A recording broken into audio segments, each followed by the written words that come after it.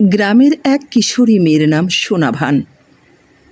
সোনাভানের বয়স তখন প্রায় ১৩। বাবা গ্রামের মাধ্যমিক স্কুল টিচার। বাবার ইচ্ছে সোনাভান লেখাপড়া করে অনেক বড় ডাক্তার হবে।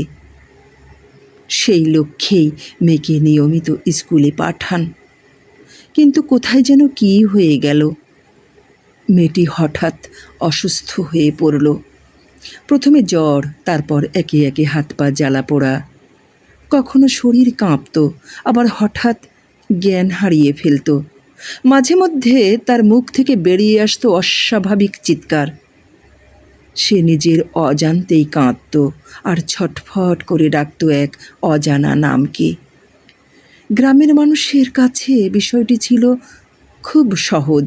কেউ বলতো মেয়েটার আসর হইছে, কেউ বলতো জিনের ছায়া পড়ছে, শিয়ান হবার এমন বয়সে দেবতার চোখ পড়ে। আবার কেউ ফিসফিস করে বলতো অক নিশ্চয়ই কাউ তাবিজ করছে, যে ঢক মাইটার চ্যাংরার ঘরে নজরে পড়ে না।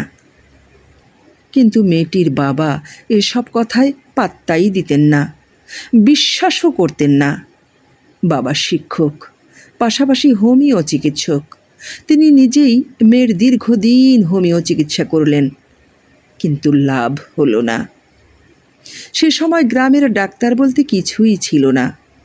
জ্বর, পেট ব্যথা, কাশি, অন্য কোনো শারীরিক সমস্যা, পোকামাকড়ের কামড়, সব কিছুরই চিকিৎসা হতো কবিরাজ, ওঝা কিংবা গাছগাছরা, লতাপাতা এবং শিকড় বাকড় দিয়ে তৈরি ঔষধে।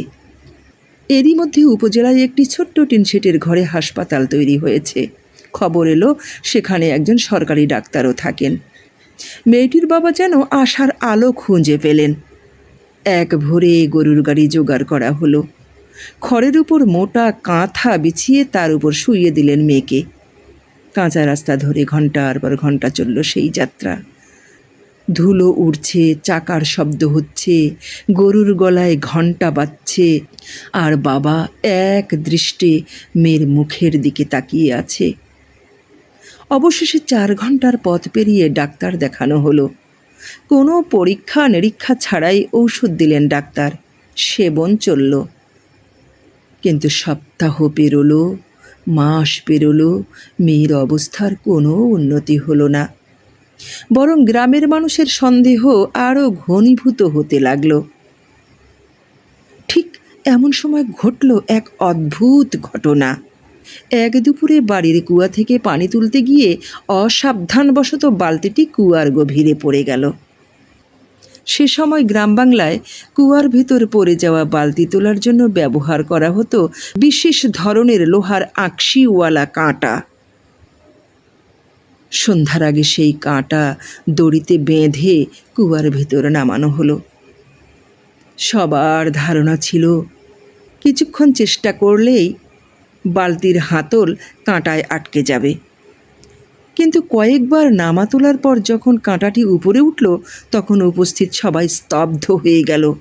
বালতি নেই, কাঁটার আকশিতে ঝুলছে কয়েকটি ছোট ছোট ধাতব পদার্থের এক গোছা তাবিজ। কুয়ার অন্ধকার তলা থেকে উঠে এসেছে সেগুলো। কিছু তাবিজে মরিচা ধরেছে, কিছুতে এখনো ধাতব রং চকচক করছে। মনে হচ্ছিল বহুদিন ধরে সেগুলো পানির নিচে পড়েছিল। এক মুহূর্তের জন্য চারপাশ স্তব্ধ হয়ে গেল। তারপর শুরু হলো ফিসফাস। দেখছেন, কথা সত্যি, মই আগতে কসুং চেংড়িটা তাবিজ করছে, সেই তখন অসুখ বিসুখ ছাড়ে না। এক নিমিষে খবর আগুনের মতো ছড়িয়ে পড়ল চারিদিকে। বিকেলের মধ্যে পুরো গ্রাম জেনে গেল কুয়ার ভেতর থেকে তাবিজ উঠেছে। সেই তাবিজ কি সত্যি মেয়েটির অসুস্থতার কারণ, নাকি নিছক কাকতালীয় ঘটনা? কেউ তা জানে না। কিন্তু সেই দিনের পর থেকে গ্রামের মানুষের বিশ্বাস আর যুক্তির মাঝখানে যে অদৃশ্য দেয়াল উঠে গেল, সেটি যেন আরও ঘোলাটে হয়ে উঠল। আর ঠিক সেখানেই থেকে শুরু হলো নতুন আর এক অধ্যায়। কবিরাজ, ঝাড়ফুঁক, মন্ত্র পড়া, পানি পড়া এবং গ্রাম বাংলার লোকবিশ্বাসের এক রহস্যময় যাত্রা।